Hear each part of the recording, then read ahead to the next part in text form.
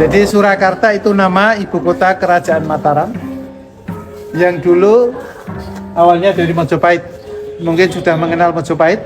Ini dulu pusat pemerintahnya ada di kota Mojokerto, Jawa Timur. Yang sekarang bisa dilihat peninggalannya yaitu Museum Trowulan. Ya. Dari Mojopahit runtuh, Brawijaya kelima terakhir, kemudian berdiri namanya Kerajaan Demak. Yang pertama kerajaan Islam di Pulau Jawa, tepatnya di kota Demak, sebelah timur kota Semarang, Jawa Tengah. Dan rajanya terakhir Sultan Trenggono, yang pertama Raden Patah. Setelah ini runtuh, kemudian kerajaan Demak berganti nama Kerajaan Pajang yang berkuasa. Pajang tidak jauh dari sini, hanya 5 kilo sebelah barat keraton ini. Jadi masih di daerah Surakarta. Maka Bapak dan Ibu kalau punya saudara yang beralamat di Pajang, itu tempatnya dulu Keraton Surakarta, Keraton Pajang.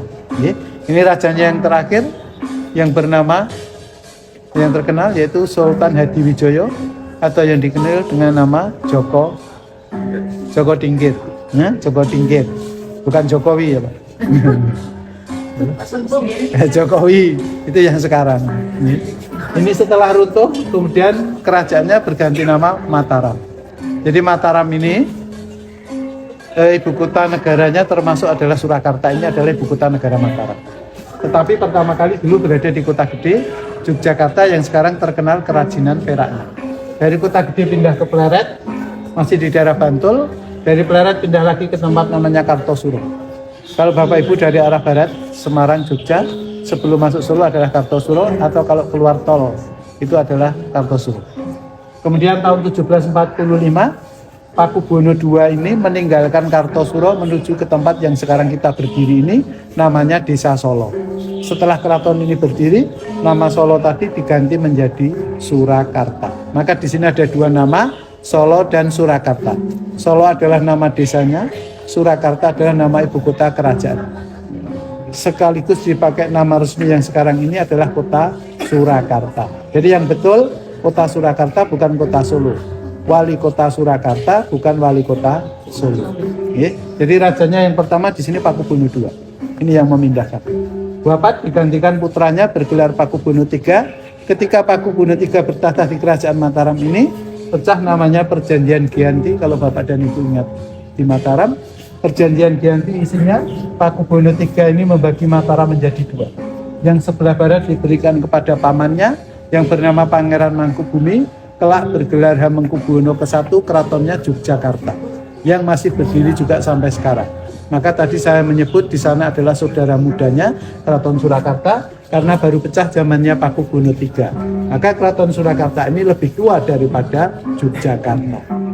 Ini sekarang Hamengkubuwono 10, di Surakarta sudah Pakubuwono 13 yang sekarang. Ya. Di sana ada satunya lagi yang bernama Kadipaten Puro Mangkunegaran, Paku Alaman, ini di bawahnya Keraton Yogyakarta.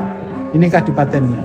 Kalau Jogja sekarang masih memiliki kekuasaan daerah istimewa, Sultan sebagai gubernurnya, di sini sebagai wakil gubernurnya. Di Surakarta 2 tahun kemudian, tadi Perjanjian Giyanti tahun 1755, kemudian 2 tahun kemudian yaitu 1757, Pakubono III ini pecah lagi perjanjian namanya Perjanjian Solotigo. Karena penandatanganannya di kota Solotigo, kalau Giyanti tadi di desa Giyanti Karanganyar. Ya. Maka Pakubono III ini memberikan kuasa kepada Pangeran Sambernyowo Raden Mas Said untuk bertahta menjadi Kadipaten Puro Mangkunegaran, yaitu yang lain kira-kira 2 kilo dari sini. Ini yang bertahta sekarang Mangkunegoro 10 atau yang dikenal dengan nama Mas Bri atau yang masih lajang. Jadi tempatnya di sini. Ini tempat yang kemarin dipakai mantu Pak Jokowi. Waktu Mas Kaisang menikah itu tempatnya di sini, jadi bukan di sini. Dari keempat ini sebetulnya semua masih satu saudara. Karena Mangkunegoro ke-1 ini anak Kanjeng Pangeran Mangkunegoro, maka dia menggunakan gelar Mangkunegoro. Ini adalah kakak Pakubono II. Kalau tadi di sini pamannya, berarti ini adalah adiknya Pakubono II. Jadi semua masih satu keluarga, satu keturunan, tapi Surakarta adalah dinasti yang tertinggi grade-nya, yang tertua, penerus lurus dinasti Mataram sampai sekarang ini. Hanya bedanya, kalau Bapak, Ibu saya tanya, lebih mengenal mana? Jogja apa Surakarta? Jogja. Ya, Jogja karena sebagai daerah istimewa. Sultan di samping sebagai raja juga sebagai kepala pemerintah. Ini terjadi ketika 1945 pada waktu Insinyur Soekarno memproklamasikan kemerdekaan, ya, dua raja Surakarta dan Yogyakarta sama-sama menyatakan diri menggabungkan wilayahnya kepada Republik.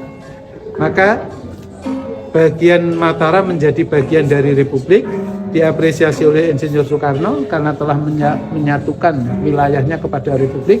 Surakarta dan Yogyakarta menjadi daerah istimewa.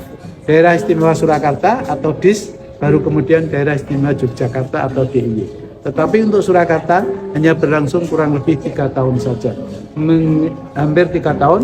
Tetapi waktu itu dibekukan kembali oleh Insinyur Soekarno karena adanya krisis politik yang melanda di daerah istimewa Surakarta. Maka sampai sekarang ini, jadi statusnya masih dibekukan, tidak dicabut, tidak dihilangkan, tidak dihapus. Jadi secara konstitusi, sejatinya Keraton Surakarta masih menunggu kembalinya daerah istimewa Surakarta seperti yang dijanjikan oleh Insinyur Soekarno. Jadi secara undang-undang dasar, negara kita merdeka, wilayah kekuasaannya 8 provinsi dan 2 daerah istimewa, Surakarta dan Yogyakarta. Maka sampai sekarang ini.